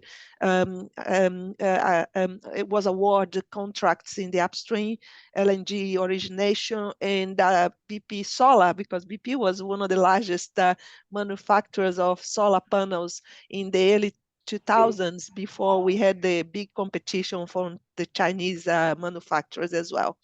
So then I decided to go into the non-executive road. So I became a non-executive director in several companies around the world. Although I'm based now here, based on the Isle of Man, I am in the board of companies in Brazil, in France. I was in the board of a company in Houston, and now I join a board of a company in Singapore. So I have a broad overview in terms of the world of energy and the world of infrastructure and logistics. Answering to your question, do you want me to talk about a volunteer, or you're going to ask questions later? That's my introduction. I'll ask later, but thank you. Professor Vivian, would you like to introduce yourself, please? Okay, thank you for this invitation. I'm Professor Vivian Liu. I'm also engineer. In fact, I'm working for university. At the moment, this is my biography. So you can see my research background. I'm working in energy, especially renewable energy and building energy engineering. I'm also responsible. I'm a chair for Energy Institute, Hankan branch. Next slide, please. Thank you. Okay, so, that's, next slide. Yeah, this is so I would like to share more with you. NJ Institute Hong Kong branch. In fact, very likely this year, I'm the chair for our NJ Institute Hong Kong branch. So here the photo showing. So this is for the annual dinner meeting this February. You can see we have hundreds of members of NJ Institute, and all of us are volunteers. Okay, we have full-time job, but on weekends, during nights, and even during daytime, we organize conferences. And also we have, this is just take 2 years, this photo was taken two days ago. This is for our monthly committee meeting. In fact, for next yes, you can see we organize lots of activities, technical visits to hydrogen power plants in Japan, and also we have other activities. So we can see we organize conferences and also representing NJ Institute. I also attended awarding ceremony and judging panel for government sectors. The award. So we can see in the capacity of NJ Institute and Hong Kong, we played very important role, although we all are volunteers. However, so we have very good societal impact of NJ Institute in Hong Kong. So that was it is the reason why so we participate in different activities and also very actively participate in different activities. Besides, we also have a young professional network. We have student ambassadors. We recruited student ambassadors from different local universities, and they organize, we are encouraging young people to join our family. Okay, very importantly, in fact, since 2009, we started to organize carbon certified carbon audit training course. In fact, every course, the intake numbers are around 50 participants, and we can see, we trained our NJ Institute. We had trained many certified carbon auditor for Hong Kong, and very, very organized in Hong Kong. Okay. Thank you for your time to know more about NJ Institute Hong Kong branch. Thank you. Thank you very much, Professor. Very good to see all the fantastic work you're doing in your region. I'd like to bring on Hope now, just to introduce yourself and talk about the work you do with the Energy Institute. All right, I'm excited to be here today for this meeting. My name is Hope. I'm an electrical engineer. I work as a service engineer in an oil and gas firm, servicing firm in Nigeria, where I deploy strategies for energy solution using technology. I also have experience in the power industry, and I've handled a lot of projects also in the oil and gas. I recently started my career in Ikeja Electric, which is one of the largest utility company in Nigeria, where I drove technical initiative to improve energy power supply for underserved communities. And due to my deep understanding of the challenges contributing to energy poverty in my community, one of my goals is to help to bridge energy gap and to drive real change through collaboration, partnership, and networking. And that was the reason why I joined the Energy Institute, so I could also contribute these as parts and also to volunteer. So as the chair of Energy Institute, we have engaged in numerous projects and with great outcomes. And these projects are in line with the Energy Institute theme, which is attracting, developing, and equipping the right future energy workforce. Projects such as the YPN Connect, where individuals meet up, where they get to connect. And one of the things we do with section like the YPN is energy awareness. We discover that there are other people from other sectors that have interest to also provide solution in the energy field, but are not STEM professionals. So what we do, we have the session YPN Connect, where we come together, discuss about energy challenges among our community, and also we have another event called the YPN Career Gist. Career Gist is where we help young professionals in finding their paths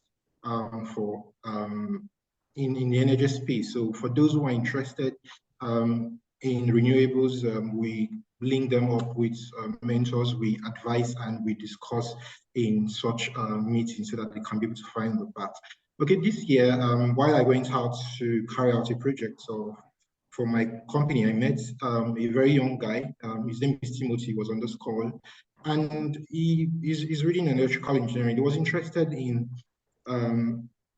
hydrogen, and I introduced him to the Energy Institute, which he joined, and I can say as of today, he's currently working on a research after a program we had with one of our experts on hydrogen and its opportunity in Nigeria.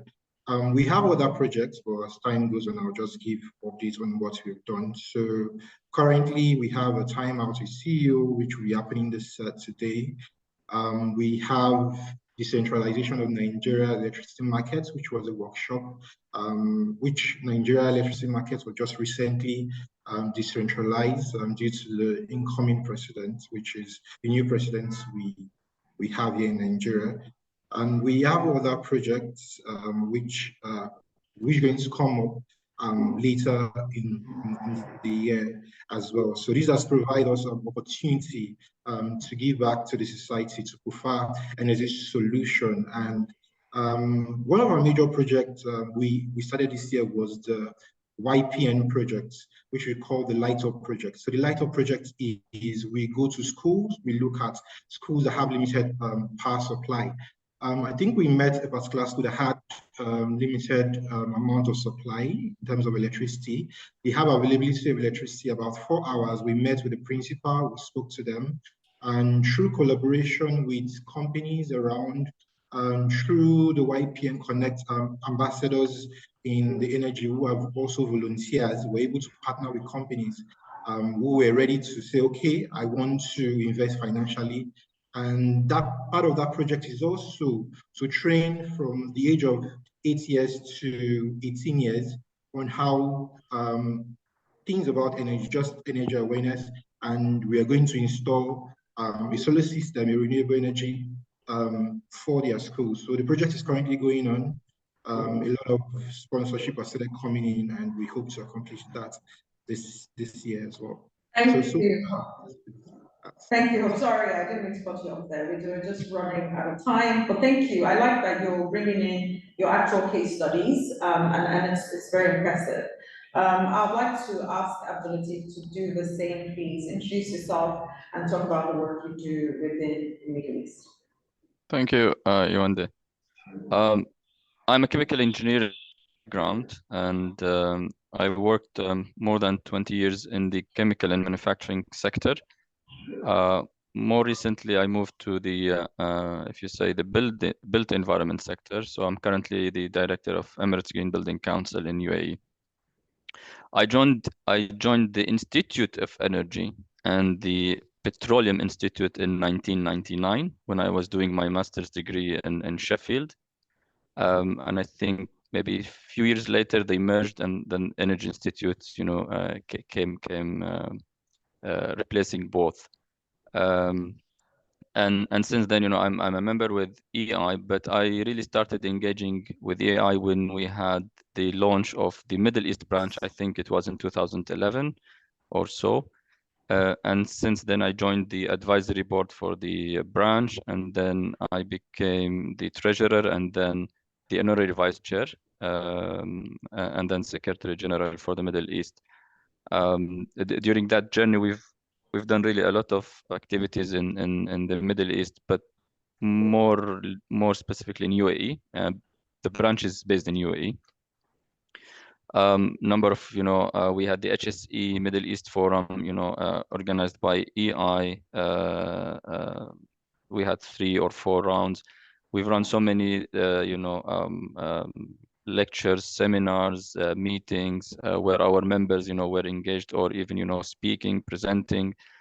And we're still working on that, but the pandemic came in and, it really put on hold so many of our activities. But now we're back to run more activities and programs.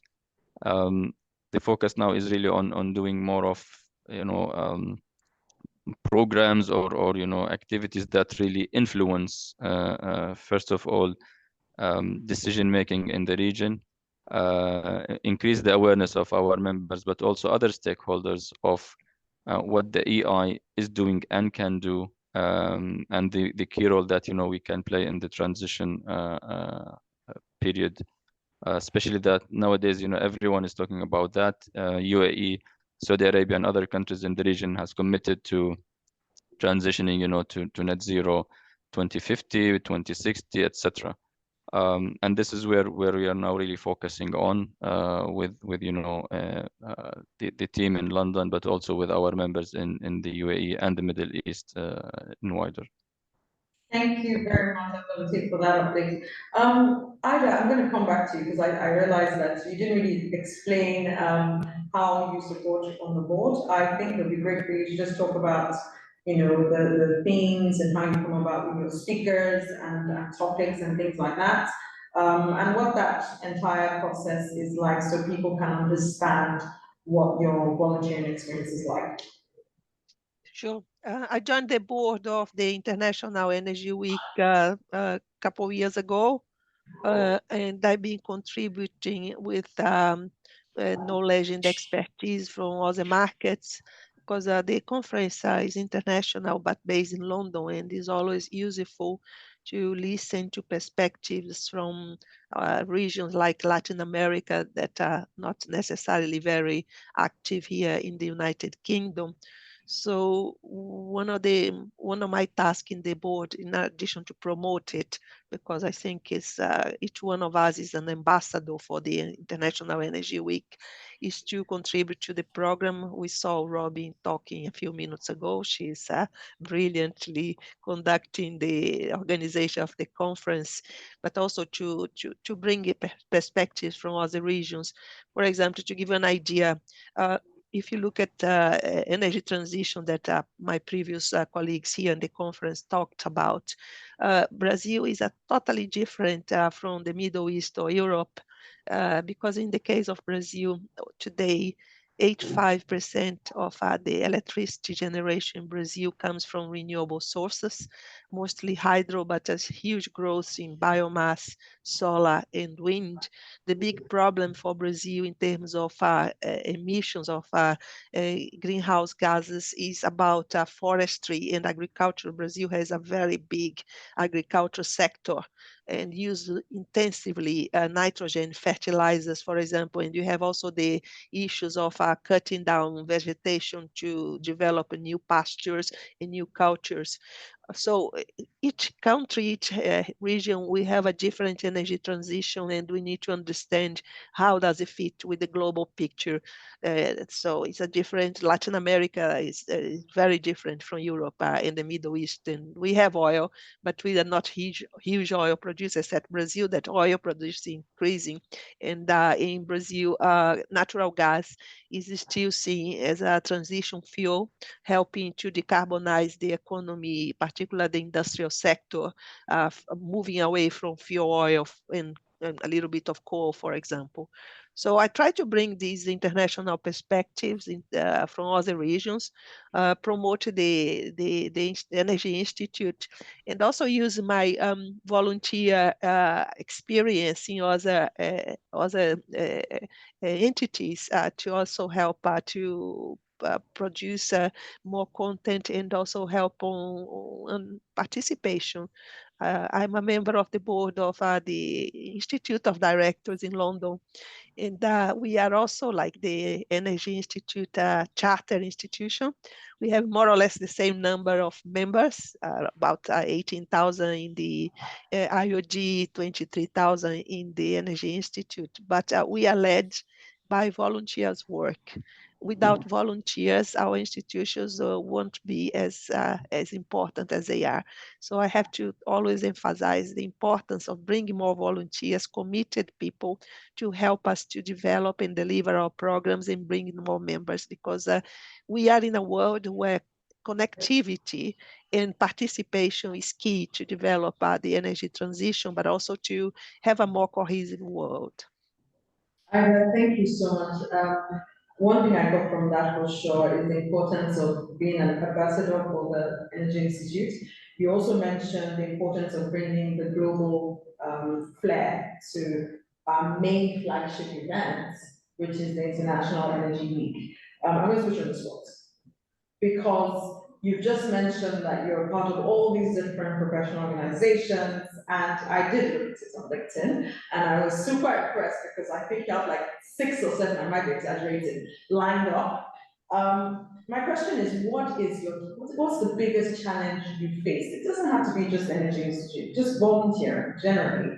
What's your biggest challenge and how did you deal with it? If you are a volunteer, you expected to give a lot of your time, your effort, your energy in unpaid work, and you have also other activities in your life. You be a professional in an institution, in a company, and then the big challenge first for institutions that depends on volunteers is like how to ensure that the volunteer work delivers performance, delivers the objectives and the strategy of the institution. And in order to have this delivery, you have to have an organization that talks constantly with the volunteers. You have to have an organization that also aligns the volunteer work with the strategy of the entity. Therefore, we don't have a misalignment where everybody wants to do their own thing, because that is very common, because it's human nature. People are there for different reasons, but the organization needs to ensure alignment first with the strategy and first deliver on the objectives. That's why, for example, in other institutions, we have every year the strategy day, whereby we align the strategy, recalibrate the strategy, and try also to see how you can recognize our volunteers, because people are doing that work, a huge amount of work for free. They also want to be recognized, and that's very important. Recognition comes from satisfaction of doing a good job, but also thank you, medal, the opportunity to show up, the opportunity to be recognized in the website. Thank you very much for that point, Ida. Just a final question to you, and I'm going back to everybody else. What time is it where you are?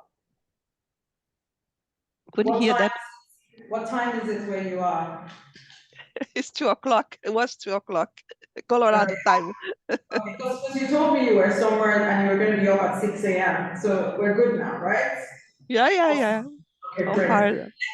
Thank you very much, Ida. I'm going to go to Abdul Latif now, and I just wanted to ask, same question. Challenge-wise, what can you say you faced in your region, and how did you combat that challenge? So the biggest challenge nowadays, well, or in the past few years, was really to get our individual members more engaged with what we do. And in this part of the world, most of the members are expats, and they are here really for work. And I believe most of us focusing on their full-time job. However, there are so many that already as Ida mentioned, to put time, effort, on volunteering. And our board of the committee of the branch are all volunteers. They have full-time jobs. They are all very busy, but they still happily putting time and effort.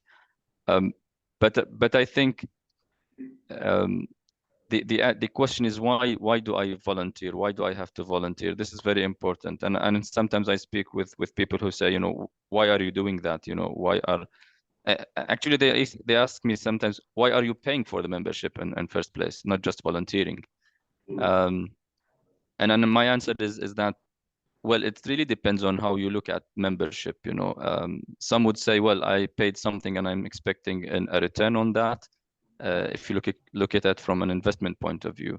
But then it's really up to the individual how he or she wants really to get value of what you are doing, why you joined the EI in first place, and then what can you benefit by volunteering. And I have to say myself, I've never worked in the oil and gas sector before, but I've learned a lot by volunteering and working with my peers who are professionals in the oil and gas and many other sectors.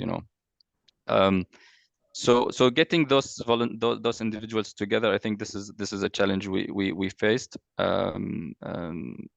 and what we are trying now to do is again, if you say, encourage them, but we have to provide them with a proper platform where they can really the time and effort. In the past, it was mostly attending seminars, workshops, etc., which is good and important, but what I think we want to do now is engage them more in real, if you say, activities where they themselves do something. So I've seen so many comments about having these different technical committees where then again you can either share your knowledge, your experience, or learn from these. The barometer, the UAE barometer, is a good example where again we tried and engage our members in the region. We're also working with Lydia and the team on this executive leadership program where we believe there is interest in the region. So again, we approached some of our members that work in the field and asked for their input, for their feedback, and we will still continue doing that. So this is a way to get them engaged and to overcome the challenges. But I agree with Ida's comment again that we need to recognize the effort of those volunteers. However, I always say to those who volunteer, I say, well, if you understand what is volunteering, you don't wait for recognition. You're doing it as a volunteer. However, it's good to be recognized. I like that. Thank you very much. I'll jump straight to Professor Vivian. With the work you're doing with the young professionals, I'm sure it must be shaping the energy sector to an extent in your region. Can you speak on that? And let's really understand the impact that your young professionals are having in your region. Okay. In fact, for us, as shown in our PPT, we organize lots of activities. But we also have our focus on young professional, so recruitment, and also our to attract local young energy professionals to join us. So one way, so we have the student ambassador. In fact, we will send invitations and advertise so to all local universities. So there's I think always there are many students have interest to be our student ambassador, because through this way they can meet us, meet professionals in the way. So then gradually we found that we can attract students, even young engineers to join even our committee members. So that's one of our focus. So to have our impact, so to young engineer. So however, I think our branch also organized international conference workshop, and also, as I mentioned, carbon audit training course. So in the past 14 years. So we definitely, we have a very important societal impact in Hong Kong. So not from government to industry, energy industry, and also university students education part. Okay, that's my sharing. Thank you very much. Thank you. Bring Hope. Can you also comment on that, your work and how it's shaping your sector? Hope, yeah. So I'm here. So yes, volunteering is great, and the work we do as we are seeing impact in the life of the environment and also the community, such as the YPN project, which is a light school project. When we approached the principal and we told the principal this is what we wanted to do. We saw a smile on the face. This is a way of us also contributing in creating a better future, thereby accelerating global energy transition. Like we know, Nigeria has a lot of areas that are underserved when it comes to electricity supply. So coming together as youth and looking at these challenges and providing solutions to areas whereby we have young startups who are young engineers and they want to start a company whereby they can also provide the solutions. And some of these engagements, some of these ideas, they do get them from the meeting. I think one of them is Chibuna, who is a very good friend of mine and currently running a renewable startup, which he started last year as well. So that's a very great impact. So we have other young professionals. So, and this also helps to inform decisions because most of these young professionals are in energy companies. So they represent the world in terms of helping to make this transition better. So while they're in those companies and they have engagements in our meeting like the YPN Connect, we get to talk about solutions, we get to talk about problems, and they go back to their energy industry and try to make things better. And we have, at the end of the day, have a better community in terms of influencing net zero as a way of energy transition. So yeah, that's it for us. Thank you, Hope. Thank you to all my speakers. The time is obviously running fast, and we're trying our best to stay with our questions in the chat box. There was a point that was put up by Ian, and I think it was a while back, and he was sort of advising as it relates to small communities.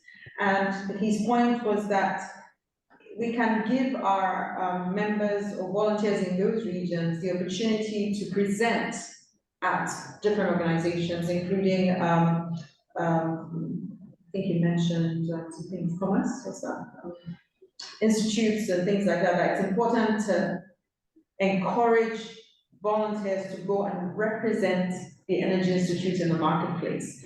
In that way, they will also start to recruit other members and volunteers. And Ian, I think that's a very good point.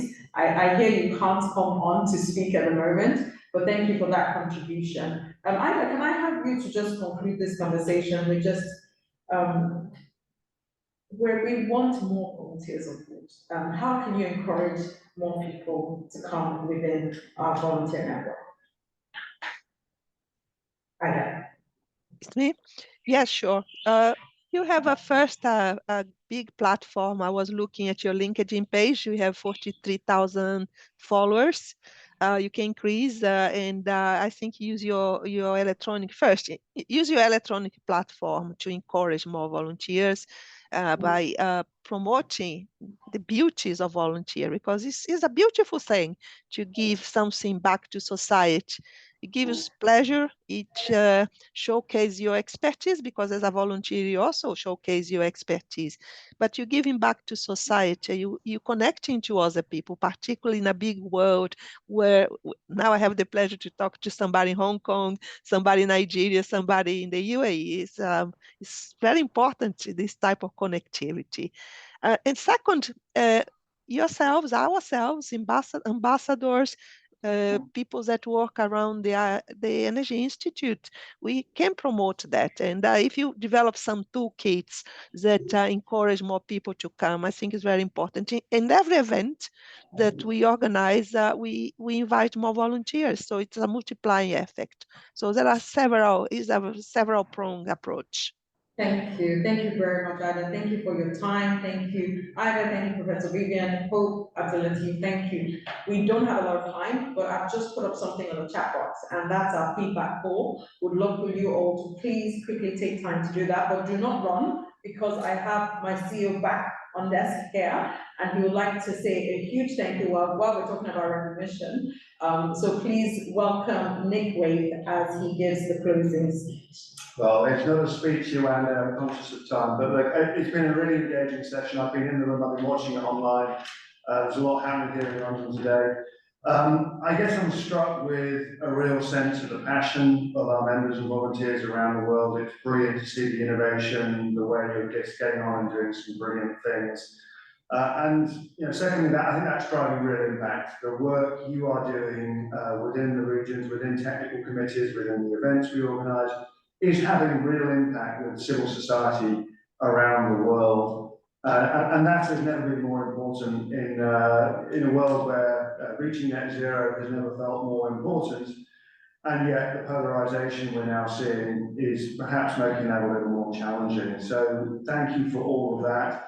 And lastly, I'm struck with a real sense of community. It's fabulous just to see the sort of networks you're building, the involvement with young professionals, all professionals working together to make this happen. We as a team are trying to do everything we can to facilitate, to not get in the way of the great work you're doing. We don't always get it right, so let us know when we get it right, but also let us know when we don't get it right. There's lots of exciting things in the pipeline. We're being a little more adventurous with some of these things. I hope they'll all be successful, but we're here to learn and to tweak and to change them if they're not serving you, our members. So just to wrap, a few thank yous. Thank you to all our brilliant speakers around the world today. Thank you for giving up your time in the preparation and speaking today. It's been brilliant hearing your voices and learning what it's like from your perspectives as volunteers. Thank you to the team here. It's been great to have Yewande chairing us and all the hard work that's gone in today. And thank you to all the heads of department who have taken the time to speak with you today and share what we're doing. Great to have you in the room as well, Michael, representing the young professionals. And lastly, a huge thank you to all of you for all that you do for the Energy Institute as members and volunteers. We simply wouldn't exist without you. All the way from our president, Juliet Davenport, through our trustees, through our young professionals, all of our committees, our boards, our technical committees, accreditation panels, our fellowship panels, everything you do is what we do as an organisation, and we really couldn't do it without you. So if we don't say thank you enough, I apologise, and please just take a big thank you from today. I think acknowledgement is important. I know you don't do it for that, as Abdul said, but we really do appreciate it and don't take it for granted. Thank you for joining us, and wish everybody a good rest of the day. Thank you. Thank you very much, Nick. Can everyone please fill forms? We need your feedback. We want to understand how we could do this next time. We want to hear from you, so please, the link is on the chat. Take time to quickly do that. Have a good afternoon, everyone. Take care. Bye-bye. Bye-bye.